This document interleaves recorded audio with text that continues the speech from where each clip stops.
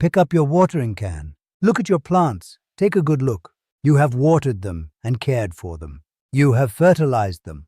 Probably spent $20, maybe $30 on little bottles of Bloom Booster from the garden center, the ones with the bright labels that promise dark green leaves and flowers by the weekend. And your plants are sitting there pale, slow, and half alive, doing just enough to not die on you. And that right there is the fundamental problem. Not the plant, not the soil.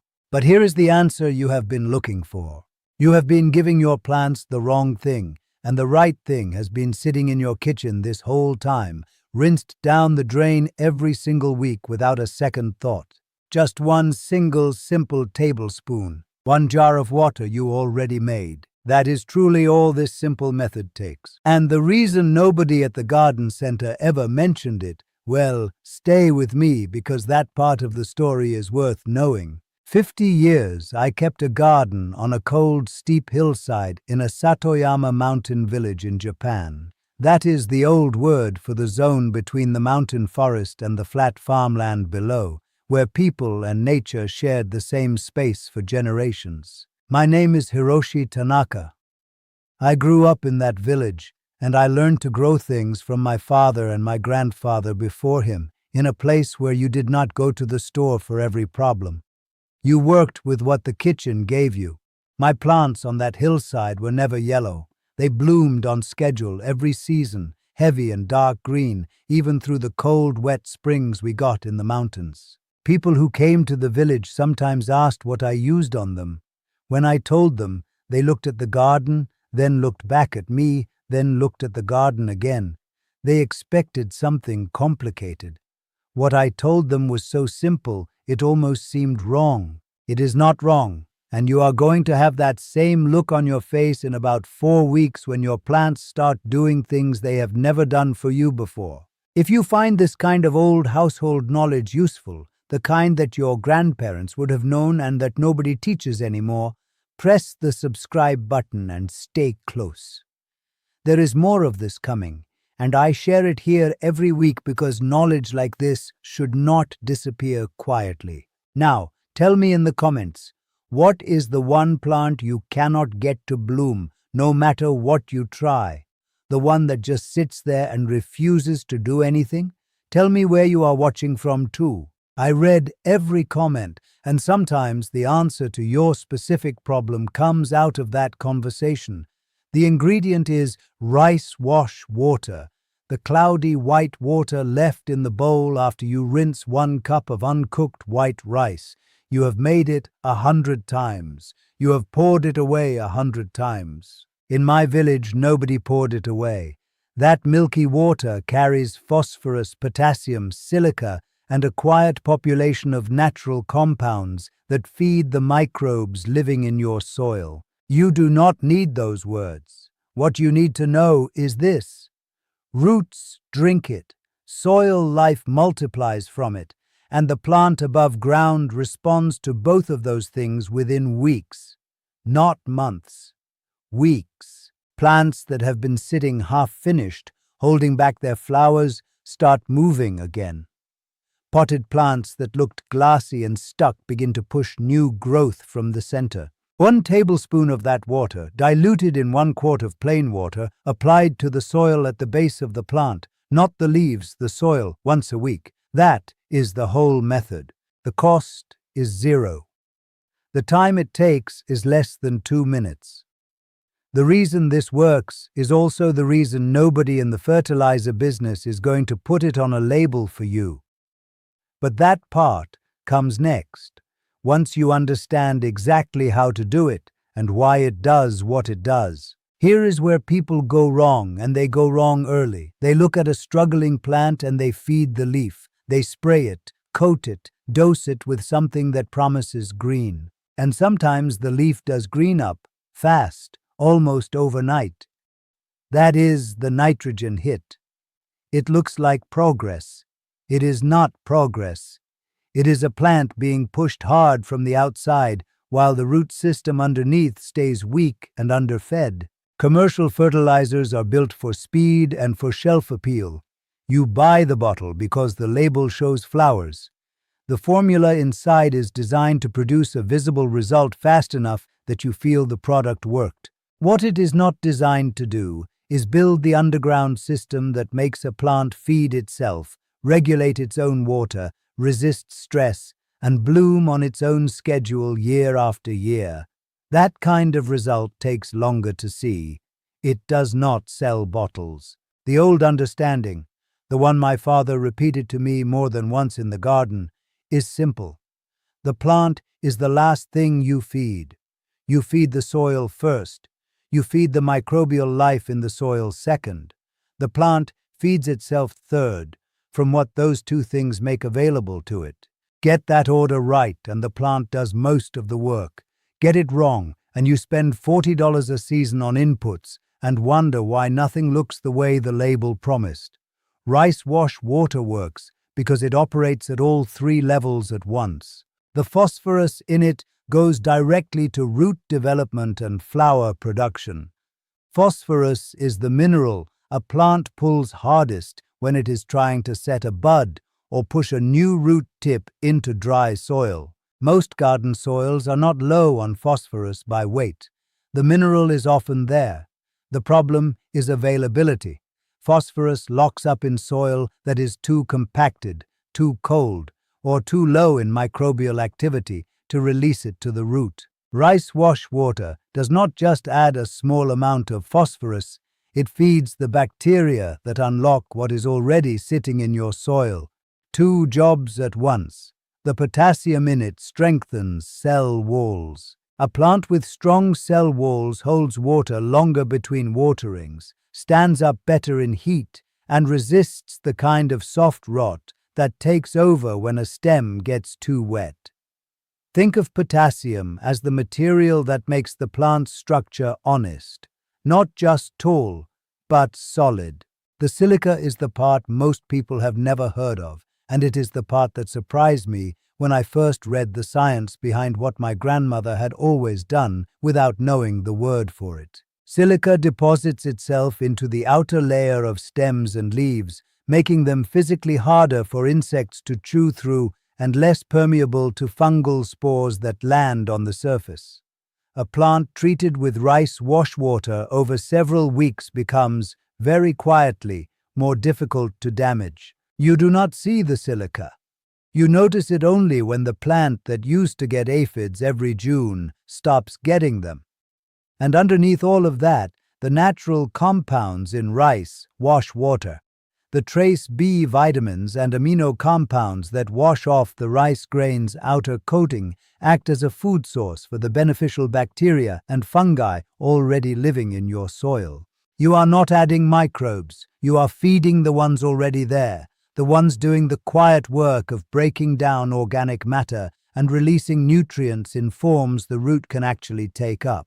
That population of bacteria grows and multiplies. The soil becomes more alive. The plant above it responds. Now here is exactly how you make it and exactly how you use it. Take 1 cup of uncooked white rice. Plain white rice, not instant, not parboiled, not any flavored or pre-seasoned variety. Put it in a bowl. Pour in 2 cups of cold water. Stir it gently with your hand for about 2 minutes. You are not washing the rice clean. You are pulling the surface starch and nutrients off the grain and into the water. The water will turn cloudy. That cloudiness is what you want. That cloudy water is the material. Let the rice and water sit for 20 minutes after you stir. Then pour the water off into a clean jar. Set the rice aside for cooking. It is fine to use. Nothing has been wasted. You now have your concentrate. Do not use it straight. Take 1 tablespoon of that cloudy water and mix it into 1 quart of plain room temperature water. That dilution is the working ratio. Too concentrated and it can feed mold at the soil surface rather than the root zone below it. Diluted correctly, it moves down past the surface and into the root layer where it does its work. Pour it slowly at the base of the plant, directly onto the soil. Do not pour it on the leaves, and do not pour it on the stem. On the soil, in a slow circle around the drip line, that is the outer edge of where the leaves reach, which is roughly where the active root tips are searching. 1 quart covers 1 medium potted plant or 1 square foot of garden bed. Apply it once a week, not twice. No, not twice. Applying it once is definitely enough. The soil needs time between applications to process what you gave it, and giving it more faster does not speed the result. It just oversaturates, and the benefit drains away. You will see the first sign in 2 to 3 weeks. New growth from the center of the plant, a slightly deeper color in the older leaves. At 4 to 6 weeks, plants that have been holding back, the ones that leaf out but never flower, the ones that grow slowly and stall, start to move. Your tomatoes will set more fruit. Potted roses that gave you 3 blooms all season start cycling properly. Peace lilies that have sat in the same pot for 2 years with no flower push up a white spathe. It does not happen because you did something dramatic.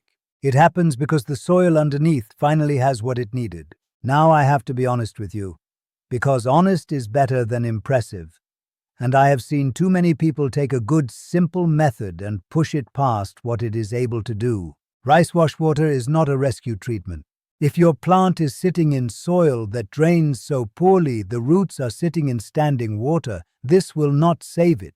If the pot has been dry for 3 weeks and the root ball has pulled away from the sides of the container and hardened, 1 tablespoon of diluted rice water is not going to bring it back. Root rot is root rot. Soil that is dead and compacted and full of salt buildup from years of synthetic fertilizer is not going to transform in a week. What rice wash water does, what it does well, and honestly and reliably, is support a plant that is basically healthy but underperforming. It feeds a system that is already working and makes that system work better.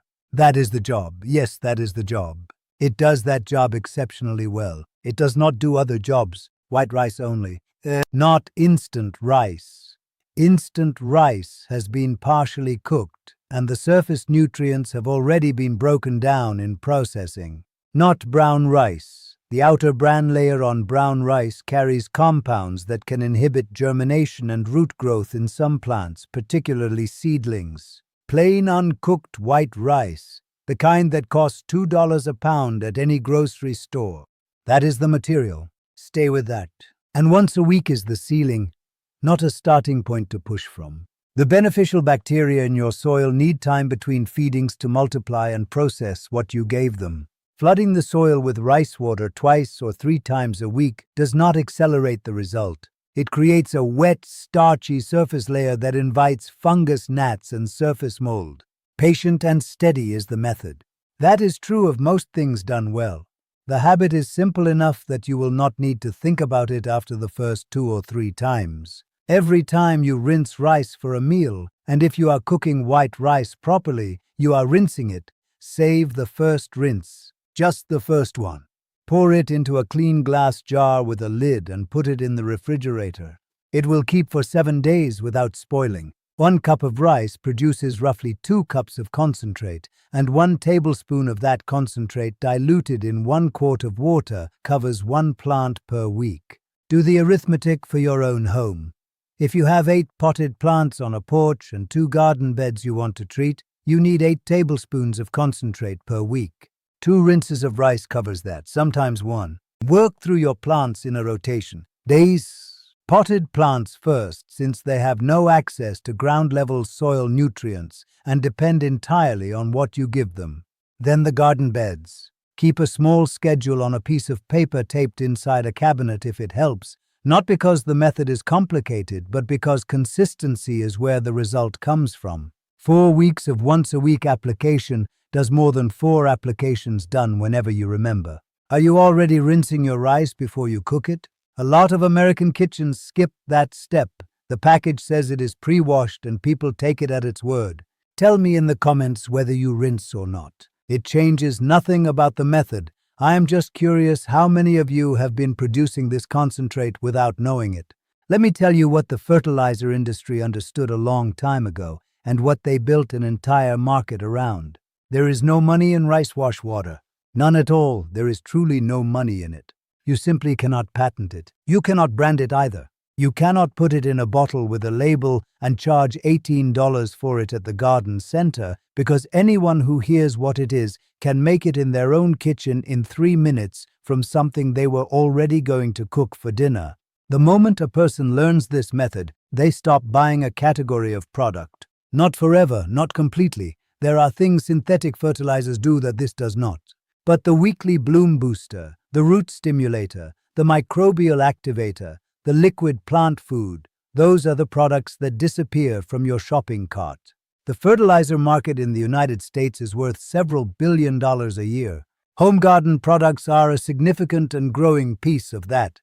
The companies that produce those products are not evil. They make real things that do real work. But they are also not motivated to tell you that a free byproduct of cooking rice does a version of the same job. That is not a conspiracy. It is simpler and almost worse than that. It is just commerce, nothing more and nothing less. Nobody funds research into things that cannot be sold. Nobody builds a marketing campaign around something you already have.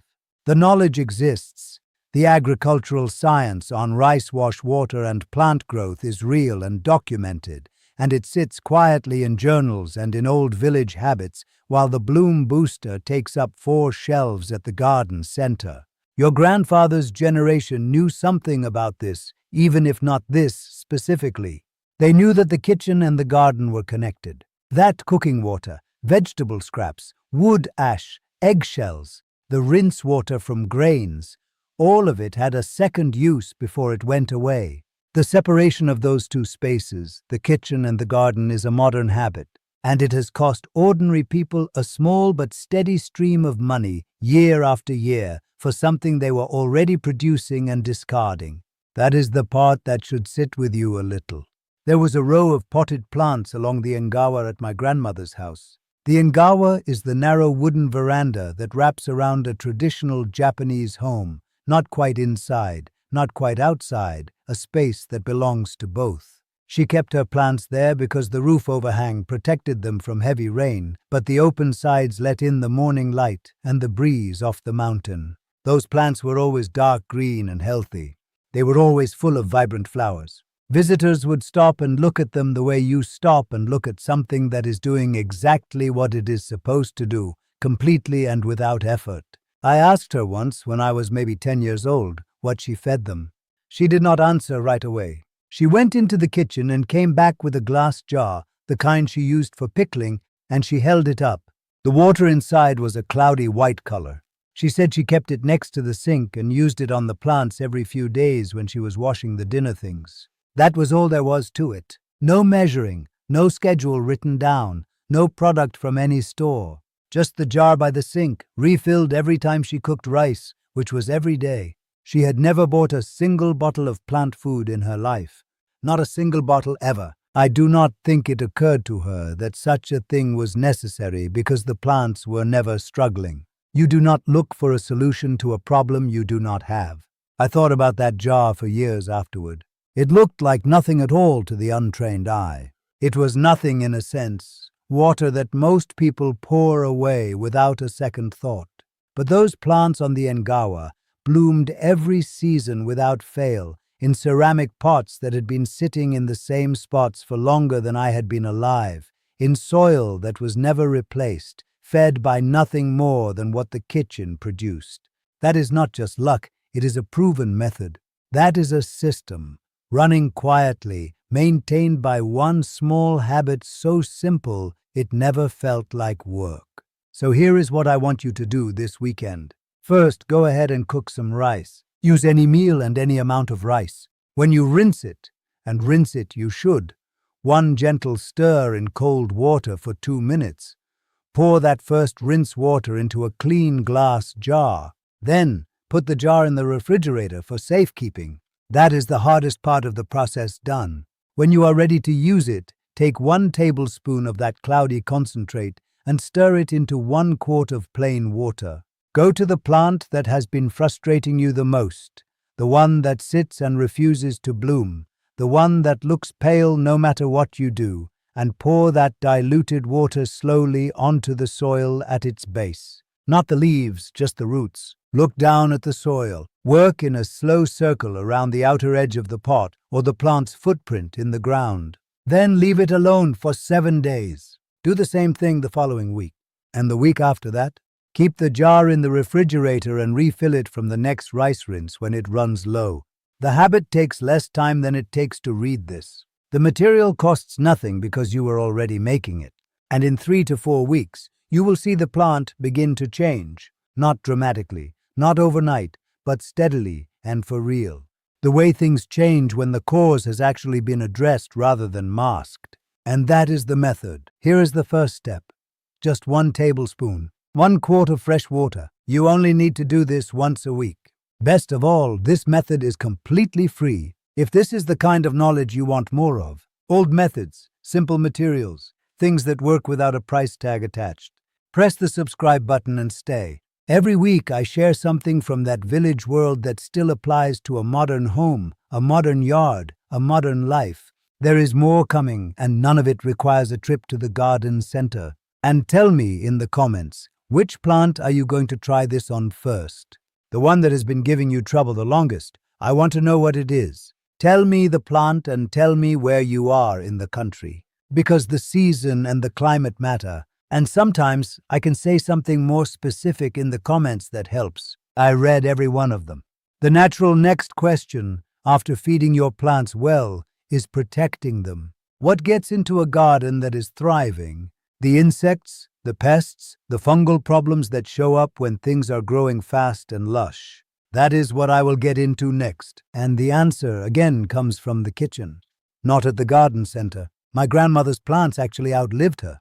They were still on that Ngawa, in those same ceramic pots, long after she was gone, tended by my aunt who had learned the same habit from watching it done every evening at the kitchen sink. Just a jar of cloudy water.